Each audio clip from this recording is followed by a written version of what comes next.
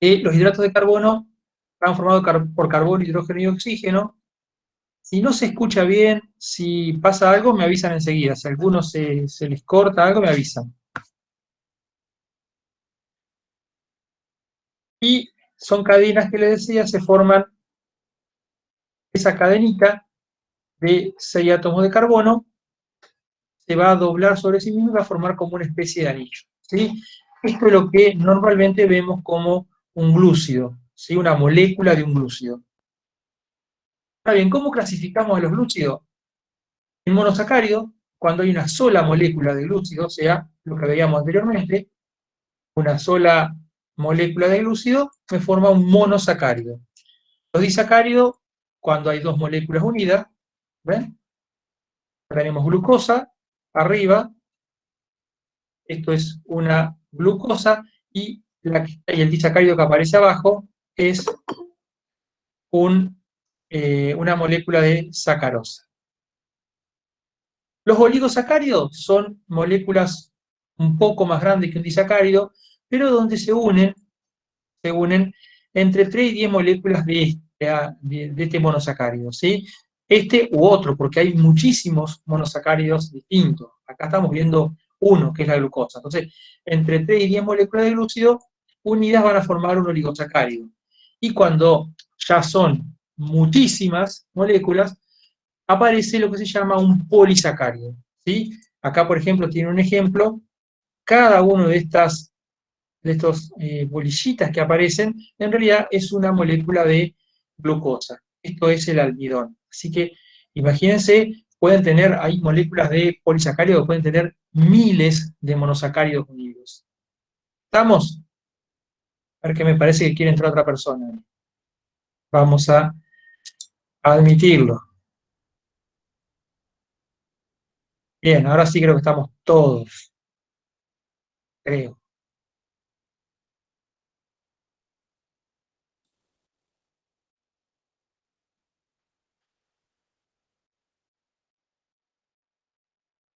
¿Cuál es la función de los glúcidos? O sea, ¿para qué están adentro de los seres vivos? Bueno, los monosacáridos y disacáridos tienen funciones de energía celular. ¿Está? Los monosacáridos automáticamente la célula los usa para obtener energía, es alimento. Y los disacáridos, más o menos lo mismo, aunque por ahí pueden utilizar los disacáridos para pasarlo de una célula a otra, o sea, no son degradados tan rápido dentro de la célula. Los oligosacáridos y los polisacáridos tienen dos funciones: de reserva de energía a mediano plazo y una función estructural. Van a formar estructuras alrededor de las células, o ya vamos a ver algunos ejemplos, pero forman estructuras. O sea, son las dos funciones que tienen los glúcidos. Las características físico-químicas, si no se las acuerdan en algún momento, piensen en el azúcar. El azúcar de mesa es un disacárido. Entonces los monosacáridos y disacáridos tienen sabor dulce, se cristalizan y forman cristalitos, ¿sí? Los cristales que vemos, esos gránulos de azúcar. Los monosacáridos no se hidrolizan, porque hidrolizarse significa que se pueden descomponer en el agua, o sea, separar. Son monosacáridos, ya no se pueden hacer más chicos. En cambio, los disacáridos sí. Y son hidrosolubles, se disuelven en el agua y son energéticos. Los oligosacáridos y los polisacáridos no son dulces. Si no me creen, prueben la harina, cualquiera de las harinas, prueben un pedazo de papel, o prueben la maicena, que en realidad maicena es una marca, el almidón de maíz, van a ver que no es dulce. También se pueden cristalizar, también se pueden hidrolizar. Si yo lo pongo en agua, se pueden dividir en sus partes, que son monosacáridos. Son poco hidrosolubles y no todos son energéticos. Ejemplos de glúcido, acá tenemos una lista inmensa.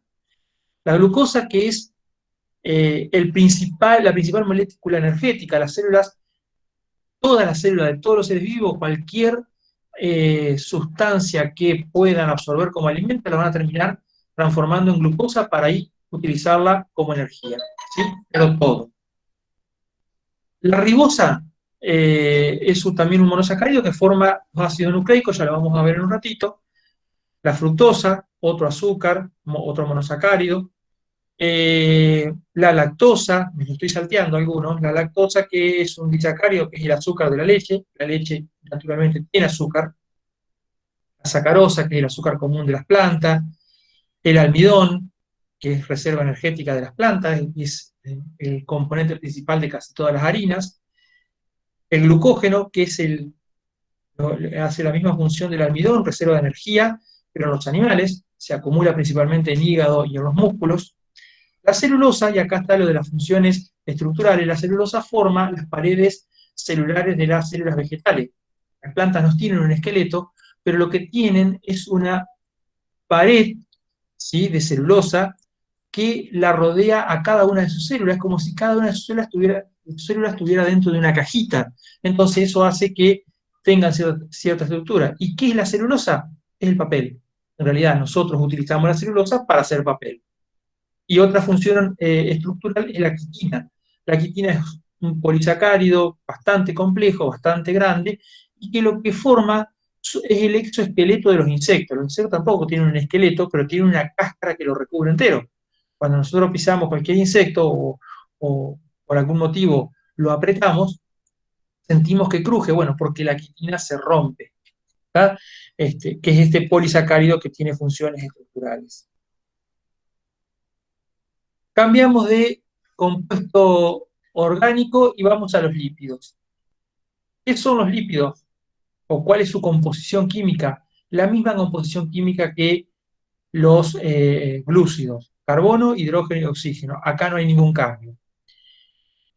Lo que sí, y esto lo vamos a dejar para mucho más adelante, tienen una cierta función química, o sea, una combinación de átomos que hace que tengan otras características distintas. Esto lo vamos a ver más adelante. Por ahora, sepan que tienen la misma composición química, pero que son cadenas de átomos de carbono, muy parecido a lo que vimos en la glucosa y en los glúcidos, pero acá no forman un anillito, sino que quedan esas cadenitas, y esos son los ácidos grasos.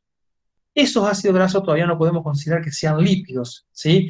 Esos ácidos grasos se van a unir a una molécula de un alcohol, y ahí sí, ese alcohol más los ácidos grasos son los lípidos más simples, ¿sí? Por eso algunos de esos lípidos se llaman acilgliceroles, porque son ácidos grasos con glicerol o triglicéridos. ¿Cuál es la estructura química? Un poco se las conté. Acá tenemos un ácido graso, ¿ven? Acá está la cadena de átomos de carbono, a la que se le unen todos los hidrógenos. Si ustedes vuelven y ven la molécula de glucosa, van a ver que aquí, entre los hidrógenos, había algunos oxígenos. Bueno, acá no. El único oxígeno está al final de la cadena. Por eso le decía de que esta estructura es un ácido graso y no un monosacárido, no un glúcido. Acá hay un dibujito donde los átomos de carbono están en negro, los de hidrógeno en celeste y los oxígenos en rojo. Pero ¿qué pasa? Cuando esto se une a un alcohol que tiene esta estructura química, se forma el lípido. ¿Ven? Aquí tenemos el alcohol y aquí tenemos uno, dos, tres ácidos grasos. Este alcohol es el glicerol.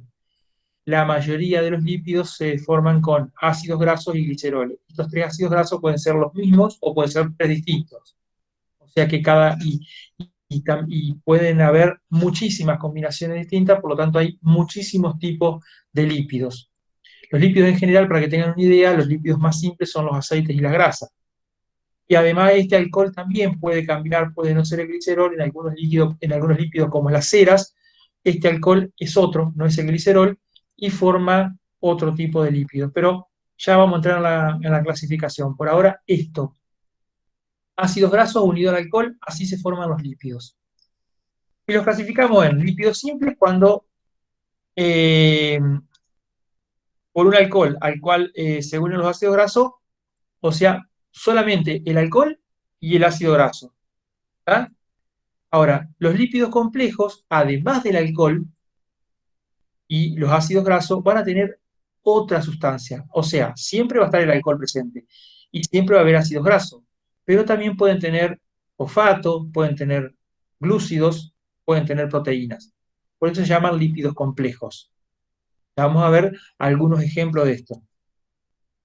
Y los lípidos asociados tienen una estructura y una composición muy variada. O sea, no tienen nada que ver con esta estructura que veíamos acá. Tienen estructuras raras, distintas, pero ¿por qué se ubican acá? Porque sus características físico-químicas hacen que sean muy parecidos a los lípidos.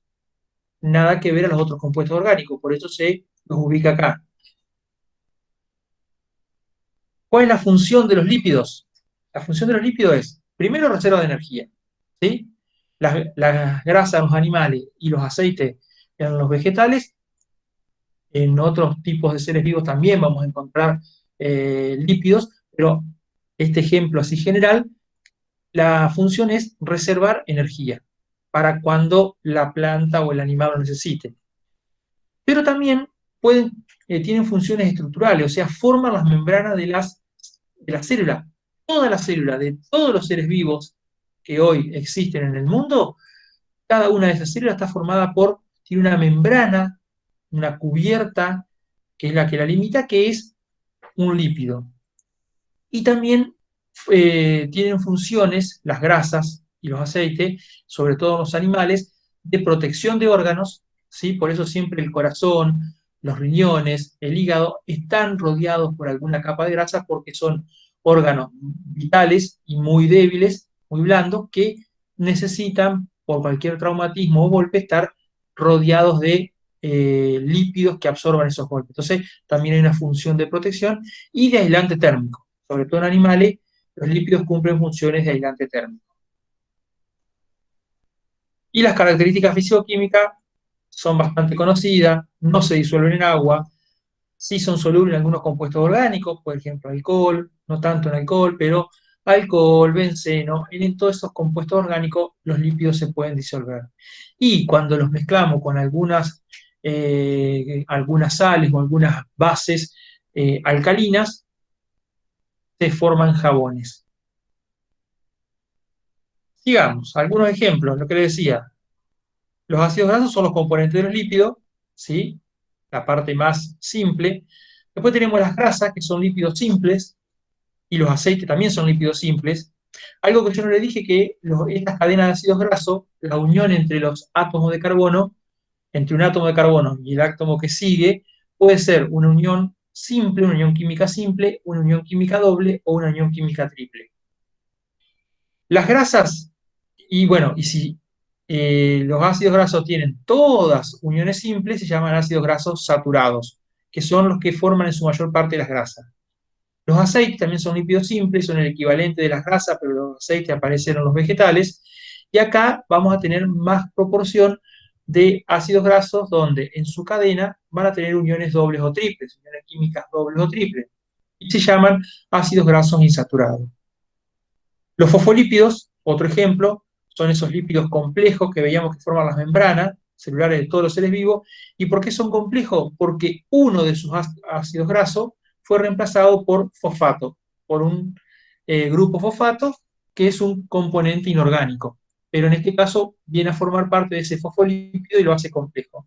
Y el colesterol, el viejo conocido y muy temido en algunas personas, colesterol, es un componente normal y que está en todas las membranas celulares además de los fosfolípidos, está también el colesterol en las membranas celulares de los animales, y es un lípido asociado, porque tiene una estructura bastante rara, pero se asemeja a estos en sus características físico-químicas.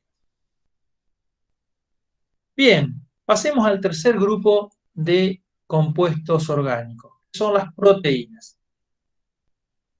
¿Cuál es la composición química de las proteínas? Y acá empezamos a cambiar. Las proteínas tienen carbono, tienen hidrógeno, tienen oxígeno, como veníamos viendo en los glúcidos y los lípidos, pero también todas las proteínas tienen nitrógeno. Carbono, hidrógeno, oxígeno y nitrógeno. Y también pueden contener otro elemento como fósforo, como azufre, algunos metales, elementos metálicos. Pueden contener otras cosas, pero siempre van a tener carbono, hidrógeno, oxígeno y nitrógeno. Las proteínas en realidad están formadas por partecitas que son aminoácidos. Los aminoácidos son cadenitas de átomos de carbono, ¿sí? donde se van a unir los átomos de hidrógeno, oxígeno y nitrógeno, pero hay una cadena central, y esto es característico de todos los compuestos orgánicos, hay una cadena central de átomos de carbono. Entonces, eso, de acuerdo a cómo se acomoden los átomos de hidrógeno y oxígeno, si tienen azufre o no tienen azufre, si tienen fósforo o no tienen fósforo, el largo de la cadena, cómo se ubique esa cadena, van a formar distintos tipos de aminoácidos, que son alrededor de 20 aminoácidos los que existen en los seres vivos. Entonces, miren lo que pasa. Esto es un aminoácido, ¿ven? Hay una cadena central de átomos de carbono, ¿ven? Un carbono, otro carbono, y al final tienen este grupo, y en el otro extremo esto, que hace que esto sea un aminoácido. Ahora, este aminoácido unido a otro aminoácido, ¿ven que cambió? Acá terminaba en esta cosa extraña y acá solamente termina en un nitrógeno. Pero esto sí es igual. Unido a otro aminoácido, fíjense, ya termina en un anillito, pero siempre tiene un nitrógeno. Más toda una serie de aminoácidos va a formar la proteína. Esto es una proteína, donde cada uno de estos circulitos de color que vemos acá, en realidad representa un aminoácido. ¿Ven? Aquí, por ejemplo, tenemos... Uy, justo acá no tengo ninguna arginina, pero sí tengo una lisina. Este aminoácido que dice acá lis es este. Entonces, una proteína es una cadena de aminoácidos. ¿Vamos? La vez pasada me preguntaban el tema de los aminoácidos. Bueno, ven, estos aminoácidos son solubles, porque acá hay una cierta polaridad. Son solubles. Esto es un poco más complejo de que se pueda disolver. Bueno, a su vez las proteínas tienen 4 niveles de organización o 4 niveles de estructura. Una primera estructura primaria, que es lo que veíamos antes, el orden de los aminoácidos, porque si acá, en vez de valina, en el tercer aminoácido, hubiera una cistina, se cambia el orden, ya es una proteína totalmente distinta, se cumple una función totalmente distinta. Entonces, esa estructura primaria es su composición, el orden y qué aminoácidos tiene. La estructura secundaria es cómo se organiza esa hebra de aminoácidos, si forma una hélice o forma como una especie de serrucho que se llama hoja plegada beta. La estructura terciaria es, una vez que yo tengo la hélice o ese serrucho, cómo se me va a doblar sobre sí misma. Se me va a doblar en forma de ovillo, va a formar una U, va a formar un lazo. Bueno, esa es la estructura terciaria. Ya vamos a ver algunos dibujos, algunos ejemplos, algunos esquemas. Y la estructura cuaternaria es cuando las proteínas se unen, más de una proteína se une para formar una superestructura, una proteína mucho más grande, para poder cumplir una función específica. ¿Ves? Aquí tenemos la estructura primaria, que es la cadena de aminoácidos. Esta cadena acá se dobló en forma de hélice, es una hélice que me forma la estructura secundaria. Esta hélice formó esta especie de ovillo, y aquí después este ovillito, junto con otro y junto con otros dos distintos, formó esta proteína mucho más grande. Estructura primaria, secundaria, hasta aquí son algunas proteínas que van a cumplir funciones estructurales, las proteínas fibrosas, que ya vamos a ver dónde las encontramos. Y estas son proteínas que hacen regulación de procesos, algunas hormonas, o transporte. Esta, por ejemplo, estoy casi seguro que esto es la hemoglobina de la sangre, que es la que transporta el oxígeno, el dióxido de carbono y los nutrientes. ¿Sí? Pero para poder cumplir esa función tienen que unirse 4 proteínas y formar esta superproteína. Profe, una pregunta. Sí, sí, Esa que dice superproteína, ¿eso se consideraría una molécula de esa proteína? exacto. Esto es una molécula de hemoglobina. O sea, la hemoglobina es una proteína que tiene estructura cuaternaria. Por ejemplo, la actina, que es una proteína que ya vamos a ver que se encuentra en los músculos, que es una de las proteínas que se encargan de y muevo el brazo porque es la que se encarga de la contracción muscular, ¿sí? Tiene solamente hasta esta estructura. Tiene estructura primaria, por supuesto, todas tienen estructura primaria y secundaria. No necesita enrollarse para cumplir la función, solamente queda como fibra.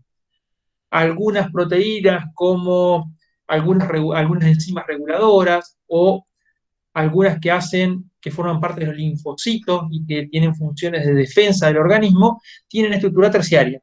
Se doblan sobre sí mismas e incorporan alguna sustancia, puede ser algún átomo de hierro o algún átomo de magnesio o de cobalto, pero quedan ellas solitas enrolladas. Y otras proteínas se forman por la unión de varias proteínas. ¿Sí? La hemoglobina es un caso. Acá en este caso tenemos una proteína formada por 4 proteínas. O sea que esta proteína tiene estructura cuaternaria. Todas tienen estructura primaria y secundaria. Algunas terciarias y algunas menos tienen estructura cuaternaria. ¿Está? Y acá están las funciones, lo que venía diciendo. Cuatro funciones. Forman estructuras de los seres vivos, lo que yo les decía, por ejemplo, la piel, las uñas, el pelo, los huesos, están formados por proteínas. Regulan procesos metabólicos, son las enzimas, lo que hablábamos los otros días, la insulina, la tirosina, varias proteínas que se llaman hormonas y que van a regular procesos dentro de los organismos. Transporte de sustancias, ya vimos la hemoglobina, y protección inmunológica que nos ayudan a defendernos de parásitos y de enfermedades. Y acá tenemos algunos ejemplos, ya con nombre propio. La miosina y la actina forman los músculos, ¿sí? Las histonas son proteínas que están formando, a su vez, van a estar formando parte de los ácidos nucleicos, que es el próximo grupo que viene ahora, pero otro grupo de compuestos orgánicos. Para tener la estructura que necesitan para cumplir su función, el ADN necesita de las proteínas histonas. Colágeno, otra proteína fibrosa, que es el principal componente de la piel y de los huesos. La albúmina, que tiene funciones, una proteína globular con funciones inmunológicas, y la hemoglobina, que estuvimos hablando recién, que es la que veíamos que tiene estructura cuaternaria, que además de tener esas 4 proteínas, tiene grupos hemo, por eso se llama hemoglobina, tiene grupos donde el componente principal son átomos de hierro, y eso le permite el transporte de sustancias. Y entramos al último grupo de ácidos nucleicos, de compuestos orgánicos de los seres vivos, que son los ácidos nucleicos. Los ácidos nucleicos tienen, ¿cuál es la composición química y la estructura? No podemos hablar de composición química porque vamos a ver que son bastante complejos. En realidad son macromoléculas, son moléculas muy grandotas y que están formadas a su vez por nucleótidos. Así como las proteínas estaban formadas por aminoácidos, acá lo que van a formar cada uno de esos eslabones se llaman nucleótidos. Y los nucleótidos están formados por 3 componentes. O sea, a su vez, esos nucleótidos están formados por 3 moléculas distintas. Un monosacárido, un glúcido, que es la ribosa o la desoxirribosa, una base nitrogenada, que es una especie de aminoácido, pero no, tiene nitrógeno, pero es parecido, pero no, ¿sí? Que pueden ser alguna de estas 5, citosina, guanina, timina, adenina y uracilo. Y un grupo fosfato. O sea, además de estos 2 componentes orgánicos, tiene un componente inorgánico que es el grupo fosfato. Y se unen de esta forma. Acá tienen, fíjense, el azúcar, el glúcido, que está en su forma anillada, unido al grupo fosfato, y por el otro extremo unido a esa base nitrogenada. ¿Por qué nitrogenada? Porque fíjense que tiene mucho nitrógeno, ¿sí? Tiene mucho nitrógeno, y esto es un nucleótido. La unión de varios de estos van a formar los ácidos nucleicos. Ya vamos a ver un esquema. Pero ¿cómo se clasifican los ácidos nucleicos? Se clasifican en 2. Tenemos 2 tipos de ácido nucleico. El ácido desoxirribonucleico, que es el ADN, donde los nucleótidos están formados por el grupo fosfato, por un glúcido que es, ese monosacárido es una desoxirribosa, o sea, es un azúcar especial, no cualquiera, es esa, y las bases nitrogenadas pueden ser adenina, guanina, citosina y timina. ¿Qué pasa con el otro? El ARN, el ácido ribonucleico. Los nucleótidos, ya que después ya vamos a ver que hay muchas más diferencias, pero en este caso es la principal clasificación. Esta D, que acá significaba desoxirribonucleico, acá la R es ribonucleico, o sea, el azúcar es muy parecido, pero en vez de ser desoxirribosa, es una ribosa. Y si miran y prestan atención, las bases nitrogenadas son casi iguales, adenina, guanina, citosina, pero en el ARN no hay timina y se cambia por uracilo. ¿Sí? Después, más adelante, cuando estemos más avanzados en biología y el año que viene, vamos a ver más en detalle las implicancias que tiene todas estas características. Pero hoy por hoy necesitamos reconocerlo biológicamente y saber cuál es su función. ¿Y cuál es la función? El ADN es el que contiene la información genética del individuo. O sea, todos, o casi todos, los seres vivos, todos los seres vivos, tienen la información genética que dice cómo van a ser, qué van a hacer, cómo van a... Todo, toda la información, toda y cada una de las cosas que ustedes, que nosotros podemos ver de ustedes, el resto de la gente puede ver de ustedes, y cómo se comportan está en el ADN. La mayor parte de esa información está en el ADN. Entonces el ADN tiene información genética de todos los individuos. Y el ARN lo que hace, ya vamos a ver por qué, es copiar esa información genética del ADN, copiarla, llevarla a donde se necesite y hacer que se produzcan las proteínas, porque la información en realidad del ADN lo que hace es una información que dice qué proteínas hay que fabricar. Mire si serán importantes las proteínas, que la combinación de proteínas es lo que hace que seamos como somos. Bueno, característica. El ADN es una molécula muy grande, muy, muy grande. Ya de por sí los ácidos nucleicos son grandes, pero esta es muy grande. Forma una doble cadena, o sea, esas, esas fibras, esas hileras, esas cadenas de nucleótidos en el ADN a su vez van a estar duplicadas, van a estar de a dos. Hay un solo tipo de ADN, tiene desoxirribosa y el ADN se encuentra solamente en el núcleo celular. No, en las células que tienen núcleo verdadero, no puede salir del núcleo. Y en las células que no lo tienen es tan grande que no se puede mover mucho dentro de la célula. O sea, es una molécula muy grande. Por eso necesita del ARN, que es una molécula mucho más chiquita, dentro de lo que se puede decir chico, es una molécula más chica, entonces el ARN sí puede ir y venir por la célula de un lado a otro, entonces puede ir y copiar la información del ADN, volver a otras organelas subcelulares de la célula para que se fabriquen las proteínas, o sea, está dentro y fuera del núcleo, porque su función en realidad es mover y utilizar, hacer usable esa información genética que estaba en el ADN. Bueno, tiene ribosa y cambia la timina por el uracilo. Y a diferencia del ADN, que hay un solo ADN, ARN puede haber muchos. ¿Sí? Normalmente, o sea, la mayor parte del ARN está formado por tres tipos. El ARN mensajero, que es el que copia la información y la saca del núcleo, el de transferencia y el ribosómico. ¿Sí? Y acá podemos ver la diferencia. Acá esta molécula sigue para arriba y esta molécula sigue para abajo, pero fíjense que acá tenemos una sola hebra, una sola cadenita, acá tenemos una doble cadena. ¿Ven? La celeste y la roja.